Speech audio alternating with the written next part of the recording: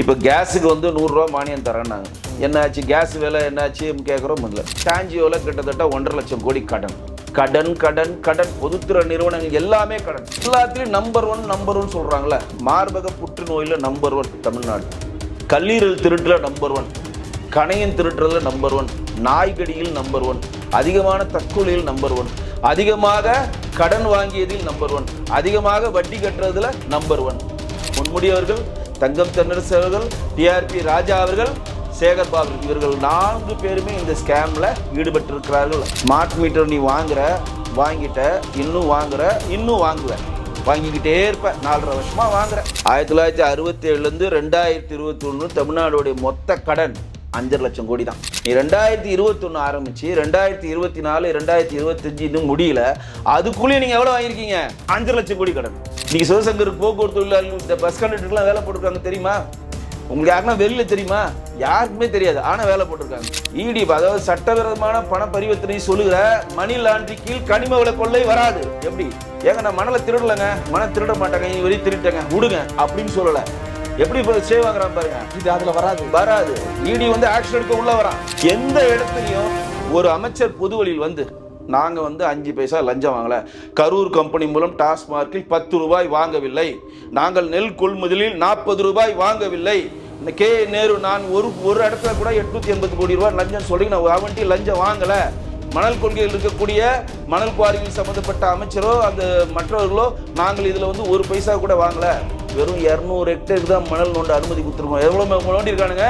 900 hectare.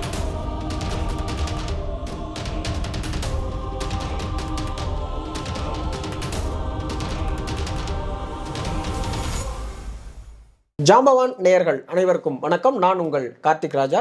இன்னைக்கு நம்மளோட அரங்கத்துல வந்து இணைந்திருக்கிற விருந்தினர் யாரு அப்படின்னா அரசியல் விமர்சகர் திரு வெங்கடேஷ் சார் அவர்கள் தான். வாங்க அவங்களை சந்திக்கலாம். சார் வணக்கம். வணக்கம் ஜி. நலமா இருக்கேன் ஜி. ஏறத்தாழ 4.5 ஆண்டு காலம் திராவிட முன்னேற்ற கழகத்தினுடைய அரசு நிறைவு செஞ்சு 5வது வருஷம் நடந்துகிட்டு இருக்கு. 5-6 மாதங்களில் தேர்தலும் வர இருக்கு. கிட்டத்தட்ட 90% தேர்தல் வாக்குறுதிகளை நாங்கள் நிறைவு செஞ்சிட்டோம் அப்படின்னு முதல்ல சொன்னாங்க. அப்புறம் ஒரு 75-80 விழுக்காடு முடிச்சிட்டோம் அப்படின்னு சொன்னாங்க. இப்போ உண்மையிலேயே அவங்க எத்தனை சதவீதம் தான் அவங்களுடைய தேர்தல் வாக்குறுதிகளை முடிச்சிருக்கிறாங்க அப்படிங்கிறது தான். இல்லை, அவங்க தேர்தல் வாக்குறுதி வந்து கிட்டத்தட்ட 510 வாக்குறுதி கொடுத்தாங்க. அதில் 10% கூட முழுமையாக நிறைவேற்றலை. இதில் டைலாக் வேற சொல்லுவாங்க, நாங்கள் சொன்னதும் செய்வோம் சொல்லாததும் செய்வோம் அப்படின்னு டைலாக்லாம் வேற விடுவாங்க. அவர்கள் தேர்தல் வாக்குறுதியை நிறைவேற்றவில்லைன்றத எதிர்கட்சியாக இருக்கிற ஏடிஎம்கேவோ பிஜேபியோ சொல்வதை விட அந்த கட்சியில் இருக்கக்கூடிய கூட்டணி கட்சி சண்முகம் இருக்காருல, கம்யூனிஸ்ட் சண்முகம், அவர் எந்த அளவுக்கு அதை வந்து பொது வழியில் உடைச்சிருக்காருன்னு உங்களுக்கே தெரியும். திமுக எந்த தேர்தல் வாக்குறுதியை நிறைவேற்றிருக்குது சொல்லுங்க? 10% கூட அவங்க நிறைவேற்றலை. சும்மா வந்து ஒரு விழாக்கள் நடத்தி நீங்கள் வந்து நிறைவேற்றுற மாதிரி ஒரு கட்டமைப்பை உருவாக்காதீங்க.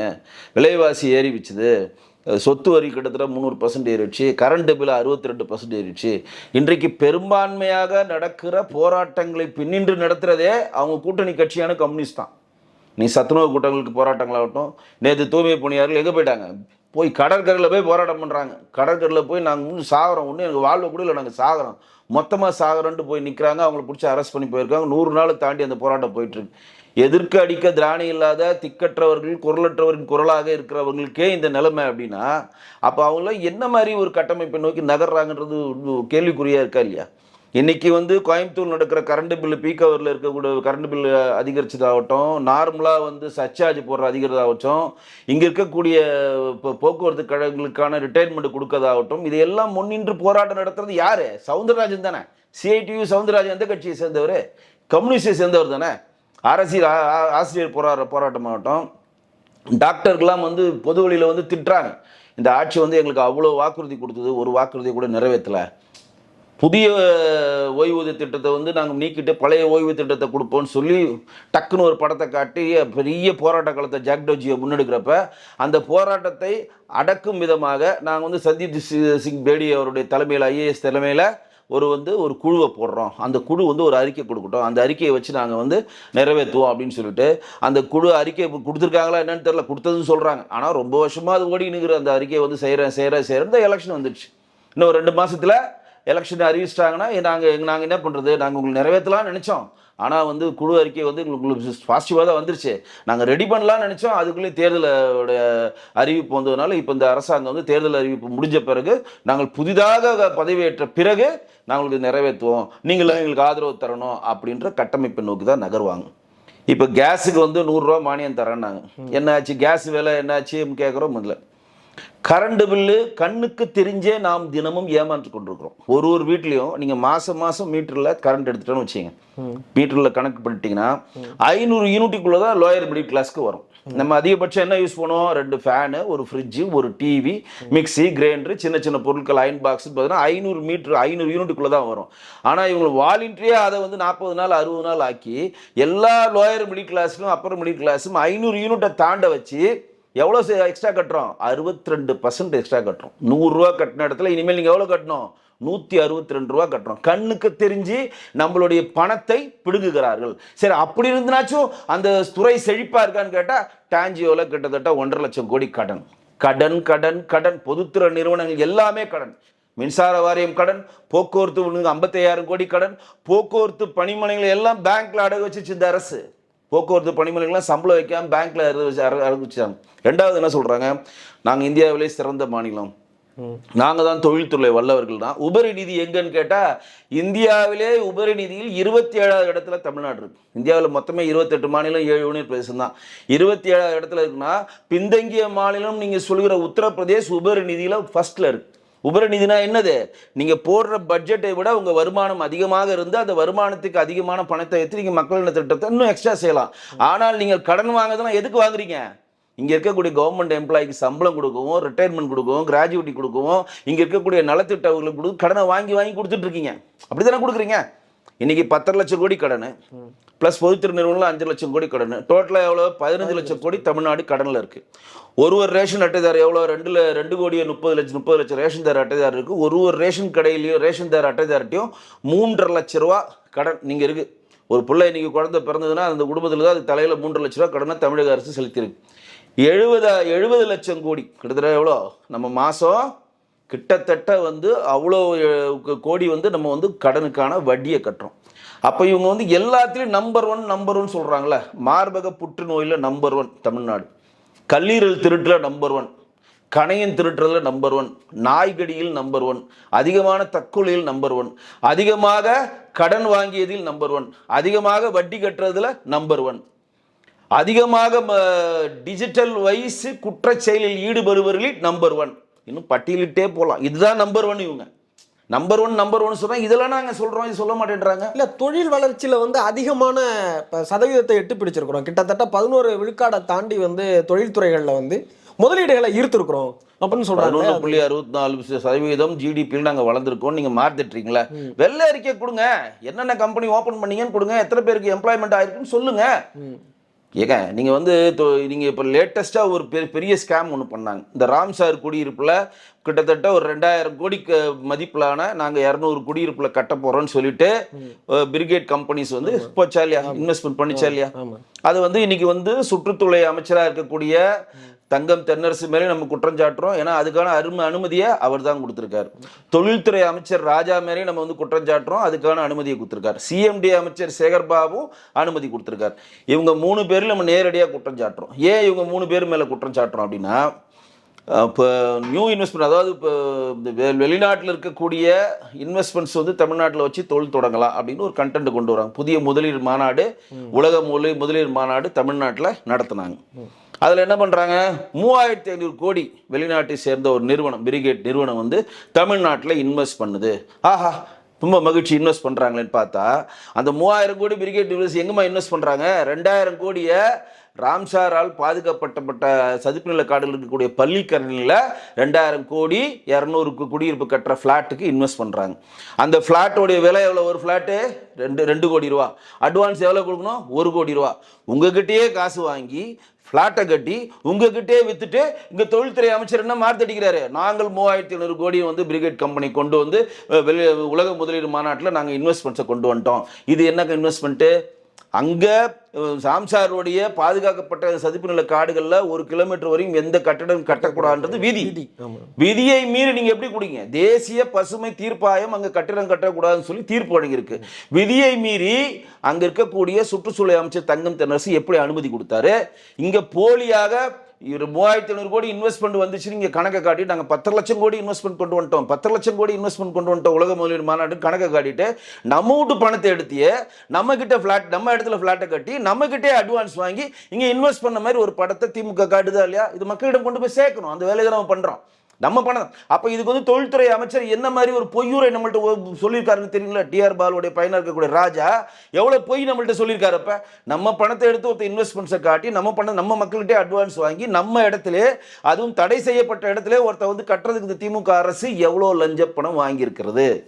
கேள்வி வருமா இல்லையா? அதுக்கு எப்படி நீங்க அனுமதி கொடுத்தீங்க? சுற்றுச்சூழல் அமைச்சர் தங்கம் தென்னரசு இந்த மாதிரி வந்து ஒரு கூதல் பண்ணி ஒரு கம்பெனிங்க ஆரம்பிக்குதுப்பா, 3500 கோடி இன்வெஸ்ட் பண்றதுனால 3500 கோடி எடுத்து போயிட்டு வேற என்ன இடத்துல மொத்தமா நீ இன்வெஸ்ட் பண்ணு, ஏன் இடத்துல வாங்கி ஏன் மக்கள் வீடு கட்டி குட்டி ஏன் மக்கள் அட்வான்ஸை வச்சு இந்த 3500 கூட நீங்க கணக்கு டேலி பண்ணதை ஒத்துக்க மாட்டேன்னு ராஜா அவர்கள் சொல்லணுமா இல்லையா? கேட்ட 24 ஹவர்ஸ்ல சிஎம்டி அப்ரூவ் கொடுக்குது. எவ்வளவு அரசு எந்திரம் பறக்குது பாருங்க. 24 ஹவர்ஸ்ல சிஎம்டி அப்ரூவ் கொடுக்குது. சிஎம்டி தன் கைவசம் வச்சிருக்க சேகர் பாபு கொடுக்குறாரு. அப்ப இவர்கள் எல்லாம் இதற்கு முன்னாடி அந்த இடம் ஈரநிலம் ஆணையம் ஒன்று இருக்கு. அதுக்கு யாருமே தலைவரு? பொன்முடி. இப்போ மறுபடியும் போஸ்டிங் கொடுத்துட்டாங்க. அதற்கு முன்னாடி வனத்துறை சேர்ந்த பொன்முடி தான் அதுக்கு அனுமதி கொடுத்திருக்காரு. இவர்கள் எல்லாம் பொன்முடி அவர்கள், தங்கம் தென்னரசு அவர்கள், டிஆர்பி ராஜா அவர்கள், சேகர் பாபு, இவர்கள் 4 பேருமே இந்த ஸ்கேம்ல ஈடுபட்டு இருக்கிறார்கள். இன்னைக்கு உச்சநீதிமன்றம் உயர்நீதிமன்றம் தடை கொடுத்துச்சு, அது வேற விஷயம். இது எதுக்கு இது இங்கே மேற்கோள் காட்டுறேன்னா, இன்வெஸ்ட்மெண்ட் வந்துருச்சு, தேர்தல் வாக்குறுதி நிறைவேற்றிட்டோம், தேர்தல் வாக்குறுதி நிறைவேற்றிட்டோம்னா இப்போ நான் கரண்ட் பில்லை கட்டுறேன். நீங்க சொன்னீங்க, நீங்க தானே உங்க தேர்தல் வாக்குறுதியில் என்ன சொன்னீங்க? ஸ்மார்ட் மீட்டர் நாங்க பொருத்திடுவோம், மாசம் கட்டலாம். ஸ்மார்ட் மீட்டர் நீ வாங்கிட்ட, இன்னும் வாங்குவ, வாங்கிக்கிட்டே இருப்ப. 4.5 வருஷமா வாங்குற ஸ்மார்ட் மீட்டரை. 4 வருஷமா வாங்குறாங்களா இல்லையா? அரசு இயந்திரம் எவ்வளவு ஸ்லோவா வேலை செய்யுதுன்றதை புரிஞ்சுக்கோங்க. டெண்டருக்கு வரணும், டெண்டர் வந்தா அதிகமாயிடுச்சுன்னு படத்தை ஓட்டுறாங்க தவிர நேரடியாக மக்களிடம் வரக்கூடிய அந்த வருமானத்தை இழக்குவதற்கு இங்க இருக்கக்கூடிய தமிழக அரசுக்கு திராணி இல்லை. ஏன்னா எவ்வளவு பணம் நம்ம கட்டுறோம்? வயிறு எரிஞ்சு ஒவ்வொரு முறையும் 62 எக்ஸ்ட்ரா பர்சன்டேஜை அந்த ஸ்மார்ட் மீட்டர் பொருத்தாம கண்ணுக்கு நேராக அரசாங்கம் நம்மளை ஏமாத்துது. அதான் பொதுவாகவே எல்லாரும் சொல்றது என்ன சொல்லுவாங்க அப்படின்னா, அந்த அரசு ஊழியர்களுடைய வாக்கு அப்படிங்கிறது வந்து திமுகவுக்கு வந்து எப்பொழுதும் இருக்கும். குறிப்பாக ஆசிரியர்கள்ல இருந்து அரசு ஊழியர்கள் எல்லாருமே திமுகவுக்கு தான் வாக்கு செலுத்துவாங்க அப்படிங்கிறது எல்லாருமே தொடர்ந்து சொல்லுவாங்க. அந்த வாக்குகள் தான் அவங்க வெற்றிக்கு காரணமாக இருக்கக்கூடிய வாக்குகளும் கூட. இப்போ போன முறை அவங்க தேர்தல் வாக்குறுதியில் என்ன சொல்லியிருந்தாங்க அப்படின்னா, பழைய ஓய்வூதிய திட்டத்தை நாங்கள் அமல்படுத்துவோம் அப்படின்னும், அப்புறம் கோவிட் காலகட்டத்தில் பணிபுரிஞ்ச தற்காலிக பணியாளர்கள் எல்லாம் நாங்கள் நிரந்தர பணியாளர்களாக மாற்றுவோம் அப்படின்னு சொல்லியிருந்தாங்க. தூய்மை பணியாளர்கள், செவிலியர்கள் உட்பட. ஆனால் இது எல்லாமே வந்து எல்லாரும் இன்றைக்கு வீதிக்கு வராங்க, போராட்டம் நடத்துகிறாங்க. ஆனால் அரசாங்கம் என்ன சொல்கிறாங்க அப்படின்னா வந்து, எங்களுக்கு மத்திய அரசுலேருந்து நிதி வராததுனால தான் இவ்வளவு நெருக்கடிகளும் ஏற்படுது. இல்லை, அதை விட முக்கியமான தேர்தல் மேனிஃபெஸ்டோவில் சொன்னதுக்கு நம்ம குறிப்பிட விரும்பணும். கொரோனா வந்து கிட்டத்தட்ட டெட்ல முடிஞ்ச டைம்ல தான் மாண்புமிகு முதலமைச்சர் மு க ஸ்டாலின் ஆட்சிக்கு வராரு. அவங்க தேர்தல் மேனிஃபெஸ்டோவில் கொடுத்த முக்கியமான வாக்குறுதி, மக்கள் கொரோனானால் இன்னல்கள் பட்டிருக்காங்க, வாழ்வாதாரத்தை இழந்திருக்காங்க, அவர்களிடம் பணம் இல்லை, அதனால் இன்றும் நாங்க 3 வருடம் சொத்து வரியையும் நாங்க உயர்த்த மாட்டோம், சொத்து வரியை நாங்க உயர்த்த மாட்டோம் சொன்னாங்களா இல்லையா? ஆட்சிக்கு வந்தோடனே எவ்வளவு ஏற்றினாங்க? 200% ஏற்றினாங்களா இல்லையா? அவங்க என்ன சொன்னாங்க? வாழ்வாதாரத்தை நம்ம கேட்கல, அது போய் வாலின்றியா வம்படியா வந்து ஏறிட்டு நம்ம போய் கேட்கல, நீங்க தேர்தல் மேனிஃபெஸ்டோல கொடுங்க, இல்ல கொரோனாவில் எல்லாம் பாதிக்கப்பட்டிருக்கீங்க, உங்களால சொத்து வரி கட்ட முடியாது, நாங்க ஆட்சிக்கு வந்து நிதி நிலைமையெல்லாம் சரியாகி ஒரு 3 வருஷம் கழிச்சு தான் கன்சிடர் பண்ணுவோம், அது வரை ஏற்ற மாட்டேன்னு சொன்னோம்னா, ஆட்சிக்கு வந்த 2 மாசத்துல சொத்து வரி 1 ரூபா 2 ரூபா ஏத்தல, 200%. நீங்க 100 ரூபா சொத்து வரி கட்டியிருந்தீங்கன்னா 300 ரூபா கட்டணும். இது எவ்வளவு பெரிய அவலம்! நம்மளை எப்படி முட்டாளாக்குறாங்க இந்த அரசாங்கன்றது இங்க மக்களிடம் கொண்டு போய் நம்ம சேர்க்கிறோம். நம்மளை எப்படி முட்டாளாக்கிட்டு இருக்காங்க? ஏன்னா இந்த தமிழ்நாடு வளர்ச்சி அந்த மாநிலம் நீங்க சொல்றீங்க. 1947 சுதந்திரம் அடைகிறோம், 1967 திமுக ஆட்சிகள், 1967 2021 தமிழ்நாடுடைய மொத்த கடன் 5.5 லட்சம் கோடி தான். தமிழ்நாடுடைய மொத்த கடன் கிட்டத்தட்ட எவ்வளவு 70 வருடங்களாக மொத்த கடனே 5 லட்சம் கோடி. நீ 2021 ஆரம்பிச்சு 2024 2025 இன்னும் முடியல, அதுக்குள்ளேயே நீங்க எவ்வளவு வாங்கியிருக்கீங்க? 5 லட்சம் கோடி கடன். 70 வருடம் வாங்கின கடன் ஒன்று ஒரே இது, அதே 70 வருடம் வாங்கின தமிழ்நாட்டுக்கான கடன் ஒரே இது. இது இல்லாம துண்டா 5 வருடத்துல இவ்வளவு கடன் வாங்கிட்டு மார்தட்டிக்குன்னு திமுக சொல்றது வெக்கம்ல.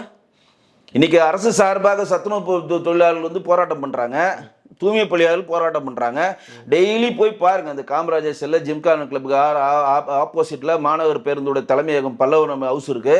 டெய்லி போக்குவரத்து தொழிலாளர் ரிட்டையர் ஆனவங்க, என் பொண்ணுக்கு கல்யாணம் பண்ணணும், என் பையனுக்கு இன்ஜினியரிங் காலேஜ் வேணும், எனக்கு அந்த செலவு இருக்கு, மருத்துவ செலவு இருக்கு, என் ரிட்டையர்மெண்ட் பணத்தை கூடியா, என் அகல விலைப்படைய கூடியா, என்னோட கிராஜுவேட்டிய கூடியா, என்னோட ப்ராவிடன்ட் பண்ண கூடியான்னு சொல்லி கெஞ்சினானுங்க. இன்னைக்கு வரைக்கும் கொடுக்க முடியல. ஏன்னா ஃபண்ட் இல்லை, போக்குவரத்துறை இன்னைக்கு ஃபண்ட் இல்லாமல் அலைஞ்சிட்டு இருக்காங்க. ஜாக்டோஜியை பற்றி சொல்லவே வேணாம். ஜாக்டோஜி போராட்டம் பண்ணுறப்ப முதலாளாக போய் நின்று கொடியை வச்சு காட்டினார் மாண்புமிகு முதலமைச்சர். வாங்க, நாங்கள் ஆட்சிக்கு எனக்கு ஓட்டு போட்டிங்கன்னா உங்களுக்கு புதிய பழைய ஓய்வு திட்டத்தை அமுல்படுத்துவோம், 2002 நாங்கள் அமுல்படுத்துவோம், நீங்கள் இன்னைக்கு வரைக்கும் அமுல்படுத்த வேண்டியதுனா. இதெல்லாம் வந்து மிகப்பெரிய கொந்தளிப்பாக இருக்குது. நீங்கள் அரசு ஊழியர்களை சாதாரணமாக நினைக்காதீங்க, எல்லாம் மைண்டுக்குள்ளே இருக்கிறாங்க. இன்றைக்கு போக்குவரத்து தொழிலாளருக்கான வேலைகளை போட்டிருக்காரு சிவசங்கர், வெளிப்படைத்தன்மை இல்லை. எப்படி நீங்க இப்போ ஆட்களை கொண்டு வந்தீங்க, எப்படி எம்ப்ளாய்மெண்ட் எடுத்தீங்க, வெளிப்படைத்தன்மை. கிராம நிர்வாக அதிகாரியில் போட்டிருக்கீங்க, வெளிப்படைத்தன்மை இல்லை. கூட்டுறவு பணியாளர்ல போட்டிருக்கீங்க, வெளிப்படைத்தன்மை இல்லை. சத்துணவு பணியாளர்களை போட்டிருக்கீங்க, வெளிப்படைத்தன்மை இல்லை. இப்போ லேட்டஸ்டா நேரு குடிநீர் மற்றும் நகராட்சி சார்பாக பொறியியல் போட்டுட்டு 888 கோடி லஞ்சம் பெற்றிருக்காருன்னு சொல்லி நீ குற்றச்சாட்டு வைக்கிறோம், பதில் இல்லை, வெளிப்படைத்தன்மையே இல்லை.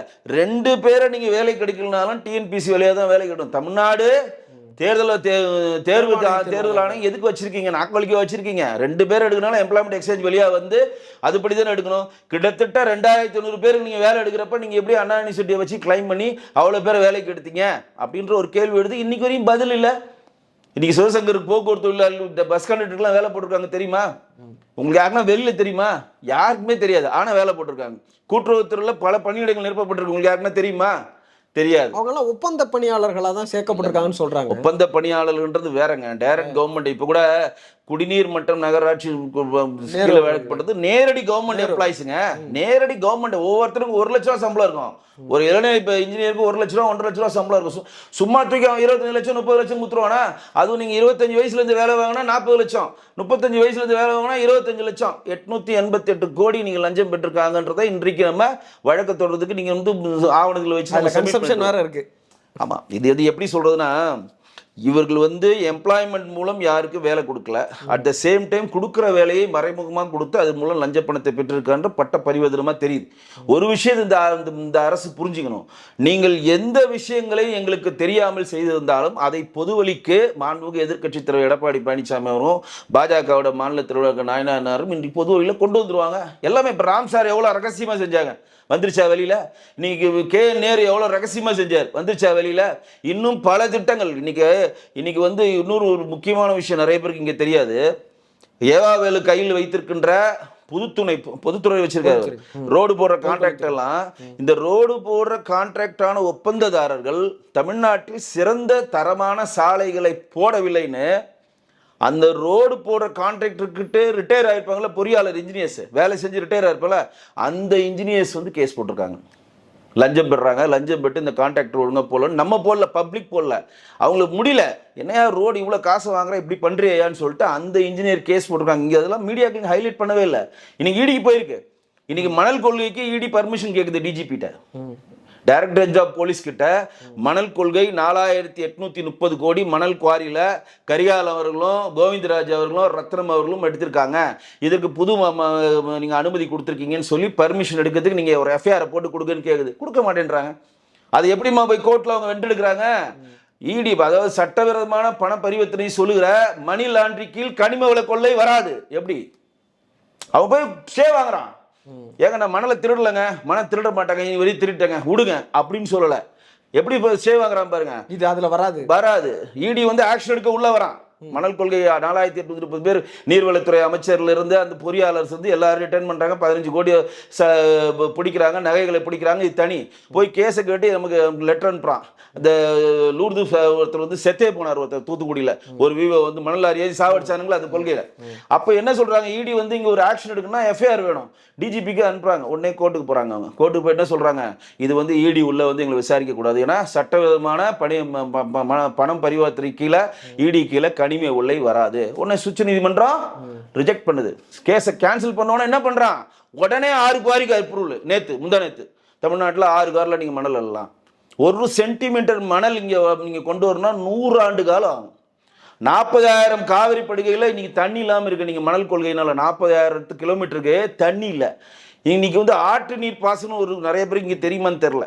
டெல்டா பகுதியில் ஆற்று நீர் பாசனம் ஆற்றுல தண்ணி நிறந்துகிட்டே இருக்கும். எப்ப தேவையோ தண்ணி எடுத்து மடை வைத்து அந்த பாசனம் பண்ணுவாங்க. அது ஒரு இதுவான பாசனம். நீங்க ஆற்று நீர் பாசனமே தமிழ்நாட்டில் இல்லை. ஏன்னா எல்லா மண்ணையும் சுரண்டிட்டே ஃபுல்லா பள்ளமாக்கிட்டே இந்த தண்ணி எப்படி ஓடும்? ஆறுன்றது ஓடிக்கிட்டே நிற்காம ஓடுறதாங்க ஆறு. ஆற்று நீர் பாசனம் இல்லை. எல்லா மணலும் நீங்க சுரண்டி தின்னா நீர் வளம் இல்லை. நீங்க நீர் வளம் நிலத்தடி நீர் கீழே போயிடுச்சா இல்லையா? இப்படி வந்து சட்டத்தில் இருக்கக்கூடிய ஓட்டைகளை வைத்து இவர்கள் வந்து தப்பித்து தான் வந்து மிகப்பெரிய ஒரு அப்பழுக்கு லஞ்சம் வாங்காதவங்க, நாங்கள் வந்து உண்மையானவர்கள், நாங்கள் அப்பழுக்கற்றவர்கள் அல்லாதவர்கள் அப்படின்ற மாதிரி ஒரு கட்டமைப்பை ஏற்படுத்துறாங்க. அதே தான் இந்த இதுலையும் கே நேரு இருக்கின்ற நகராட்சி மற்றும் குடிநீர் வழங்கல் அமைச்சராக இருக்கக்கூடிய கே நேருகிட்டையும் 880 கோடி எடுத்ததுக்கான ஆவணங்களை 250 பக்கம் ஈடி கொடுக்குது. யார்ட்ட? டைரக்டர் போலீஸ் கிட்ட. நீங்க நடவடிக்கை எடுத்து எங்களுக்கு எஃப்ஐஆர் கொடுக்கணும். மணலுக்கும் அவர் எஃப்ஐஆர் கொடுக்கல, கோர்ட்ல போயிட்டு தப்பிச்சுக்கிட்டாரு. இப்ப இதுக்கும் எஃப்ஐஆர் தரல. அப்போ பட்ட பரிவர்த்தனமா தெரியுதா? நீங்க உங்க மடியில கணம் இல்லைல்ல, நீ வந்து லஞ்சம் வாங்கல, நீ கரெக்டாக தானே எம்ப்ளாய்மெண்ட் எக்ஸ்சேஞ்ச் மூலம் டிஎன்பிசி வழியாக தானே நீங்க எல்லாருக்கும் போட்டிருக்க, அவங்ககிட்டயும் லஞ்சம் வாங்கல. அப்ப அனுமதி கொடு, ஈடி வரட்டும், விசாரிட்டும், உண்மை தெரிய போகுது. மணல் கொள்கையில எப்படி லூப்போல வைத்து இந்த அரசு தப்பிக்கிறதோ அதே மாதிரி இதுலயும் லூப்போல வச்சு தப்பிக்கிற வேலை தான் பாக்குறாங்க. தவிர எந்த இடத்துலையும் ஒரு அமைச்சர் பொது வழியில் வந்து நாங்க வந்து 5 பைசா லஞ்சம் வாங்கல, கரூர் கம்பெனி மூலம் டாஸ்மார்க்கில் 10 ரூபாய் வாங்கவில்லை, நாங்கள் நெல் கொள்முதலில் 40 ரூபாய் வாங்கவில்லை, இந்த கே நேரு நான் ஒரு இடத்துல கூட 880 கோடி ரூபாய் லஞ்சம் சொல்லி நான் அவன்ட்டி லஞ்சம் வாங்கல. மணல் கொள்கையில் இருக்கக்கூடிய மணல் குவாரிகள் சம்பந்தப்பட்ட அமைச்சரோ அந்த மற்றவர்களோ நாங்கள் இதுல வந்து 1 பைசா கூட வாங்கல. வெறும் 200 ஹெக்டேருக்கு தான் மணல் நோண்ட அனுமதி கொடுத்துருக்கோம். எவ்வளவு நோண்டி இருக்கானுங்க? 900 ஹெக்டேர். எப்படி பாருங்க நம்மளுடைய கனிம வளங்கள் எப்படி திருடுறாங்க பாருங்க, எப்படி திங்கிறாங்க பாருங்க. இதெல்லாம் வந்து மிகப்பெரிய ஒரு அவச்செயல். இதற்கான ஒரு விடையை, இதற்கான ஒரு தண்டனையை 2026 தேர்தலில் மக்கள் கண்டிப்பா கொடுப்பாங்க. அரங்கத்திற்கு வந்து பல்வேறு கேள்விகளுக்கும் பதில் சொன்னீங்க. உங்க கருத்துக்கும் நேரத்திற்கும் நன்றி சார். நன்றி.